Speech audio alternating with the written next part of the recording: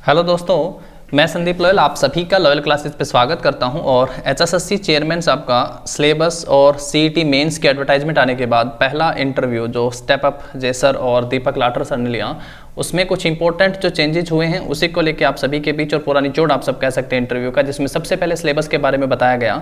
आप सबको पता कि 20% सिलेबस जो है अलग से दिखाया गया था, जो सभी में कॉमन बताया गया था, और प्लस में 10%, ये वो 30% सिलेबस था जो सबके लिए कॉमन था, 10% में कंप्यूटर था और उसके अलावा 70% में रीजनिंग मैथ और जीके। यहाँ पे भी 20% में भी रीजनिंग मैथ और जीके ये सब थी और 70% में भी शामिल की गई थी। अब इसमें सबसे इंपॉर्टेंट चीज ये है कि जो 20% सिलेबस रहेगा इसमें केवल और केवल हरियाणा जी के आने वाली है, यानी 20% हरियाणा जीके का रहने वाला है। और ये उन वैकेंसीज के लिए बात हो रही है जो 12th और ग्रेजुएट लेवल की वैकेंसीज हैं। मोटे मोटे तौर पे आप सब समझ सकते हैं कि जिसमें क्लर्क और ग्राम सचिव, पटवारी, कैनाल पटवारी, ये सब वैकेंसीज शामिल हैं। यानी ये 20% सिलेबस केवल 12th और ग्रेजुएट के लिए, जिसमें हरियाणा जीके पूछी जाएगी। 10% कंप्यूटर जो है ये सभी में आने वाला है, चाहे वो टेक्निकल पोस्ट है चाहे नॉन टेक्निकल पोस्ट है, उन सभी के लिए। और जो बाकी बच गए हैं 70%, इसमें रीजनिंग आएगा, आपका मैथ्स पूछा जाएगा, इकोनॉमी पूछी जाएगी, इसमें रूरल मार्केटिंग जो है वो भी इसमें पूछी जाएंगी, और इंश्योरेंस वाला टॉपिक भी जो है इसी में शामिल किया गया है, इंश्योरेंस। और मैथ जो है वो एडवांस आप सबने देखा होगा, अर्थमेटिक से लेके एडवांस जो है पूरा का पूरा मैथ का सिलेबस डिटेल में दिया गया है। और उसके साथ जो है डिजास्टर मैनेजमेंट वाला सिलेबस भी इसमें है, इन्वायरमेंट साइंस है। तो ये 70% में पूछा जाएगा आप सबसे।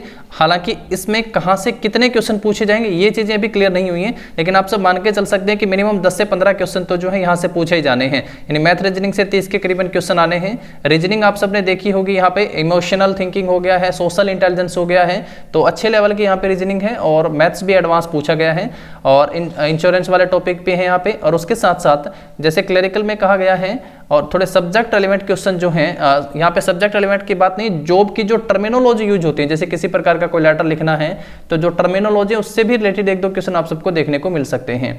तो ये सिलेबस में चेंज हुआ है, जो 20% में जो लिखा हुआ था यहाँ पे, हालांकि इसका नोटिफिकेशन अभी नहीं आया, जल्द इसका नोटिफिकेशन भी जारी हो जाएगा कि 20% जो सिलेबस है उसमें केवल हरियाणा जी के 12th और ग्रेजुएशन लेवल में, और जबकि 10% कंप्यूटर, बाकी जो बचा है वो 70% आप सबका यहाँ से रीजनिंग मैथ वाले टॉपिक से पूछा जाएगा। तो एक तो ये चेंज हुआ है यहाँ पे सिलेबस को लेके। दूसरा, ग्रुप डी का जो एग्जाम है वो कब तक होगा, तो जुलाई तक कहा गया है कि जुलाई तक जो है ये सीईटी की जो मेंस वैकेंसी चल रही है एचएसएससी में, इनके एग्जाम कंडक्ट करवाए जाएंगे। और अगस्त और सितंबर में जो है, अगस्त सितंबर तक संभावनाएं हैं कि ग्रुप डी का जो एग्जाम है वो कंडक्ट करवाया जाएगा अगस्त सितंबर तक। उसके बाद अगर नई वैकेंसीज या सीईटी के जो न्यू सीईटी की बात करें, ये जो 31,000 के करीबन वैकेंसीज बताई हैं, ये सीईटी जो 2022 का था इसकी थी। और नया सीईटी हर साल अक्टूबर नवंबर महीने में ही कंडक्ट करवाया जाएगा, यानी जब ये ग्रुप डी का एग्जाम होगा उसमें। आने वाला जो सीईटी है वो ग्रुप सी और डी के लिए कॉमन ही होगा। ये पहले ही न्यूज आई थी, इसका ड्राफ्ट भी बना। तो ग्रुप सी और डी का जो है कॉमन, यानी इस बार तो अलग अलग पेपर हैं, और आने वाला जो सीईटी होगा उसमें दोनों का एक ही एग्जाम होगा, सी का भी और डी का भी एक ही सीईटी लिया जाएगा। अभी ग्रुप डी का एग्जाम अगस्त सितंबर में बताया गया है, और जबकि नया सीईटी जो है वो अक्टूबर नवंबर में यहाँ से करवाया जाएगा। उसके बाद एएलएम की जो वैकेंसीज है, जिसमें 6400 के करीबन पोस्ट जो हैं यहाँ पे बताई गई हैं, 6400 प्लस ही हैं। इसमें डिप्लोमा डिग्री वालों को उन्होंने एलिजिबल बताया है, क्योंकि मिनिमम क्वालिफिकेशन जो है वो आईटीआई है, हायर क्वालिफिकेशन को प्रेफरेंस दी जाती है, मतलब प्रेफरेंस नहीं, सॉरी, हायर क्वालिफिकेशन वाले भी जो होते हैं वो भी एलिजिबल होते हैं। तो उन्होंने अपने इंटरव्यू में ऐसा पूरा डिटेल से बताया कि पीछे भी ये पूरा इस पे बारे में बातचीत हुई थी।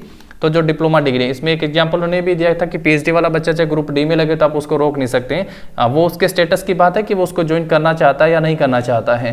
हालांकि इन्होंने ये चीज़ों को क्लियर करा है कुछ, और सिलेबस को लेके जो बात थी वो भी यहाँ पे कन्फ्यूजन दूर हो गई है। बाकी आप सब जो है स्टेप अप जय सर का चैनल जाकर विजिट कर सकते हैं, वहाँ से पूरा इंटरव्यू जो है वो भी देख सकते हैं। आप सबको बेस्ट विशेज, थैंक यू।